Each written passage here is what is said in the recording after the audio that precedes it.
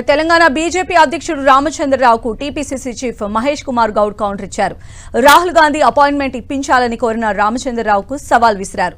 2.5 ఏళ్లలో తాము చేసిన అభివృద్ధికి బీజేపీ 12 ఏళ్లలో చేసిన అభివృద్ధిపై చర్చకు సిద్ధమా అంటూ ప్రశ్నించారు. నల్లధనం సంగతి, ఏడాదికి 2 కోట్ల ఉద్యోగాల గురించి రామచంద్రరావు మాట్లాడాలన్నారు మహేష్ కుమార్ గౌడ్. 2014 ఎన్నికల్లో బీజేపీ ఇచ్చిన హామీలపైన రామచంద్రరావు దృష్టి పెడితే బాగుంటుందని, ఆ తర్వాత రాహుల్ గాంధీ అపాయింట్మెంట్ గురించి ఆలోచించాలని కౌంటర్ ఇచ్చారు. మిత్రులు రామచంద్రరావు గారిని విజ్ఞప్తి చేస్తా ఉన్నా, మేమొచ్చి తెలంగాణలో అధికారంలోకి వచ్చి 2.5 సంవత్సరాలే అయ్యింది. మీరు కేంద్రంలో అధికారంలోకి వచ్చి మోడీ గారు ప్రధానమంత్రి 12.5 సంవత్సరాలు అయింది.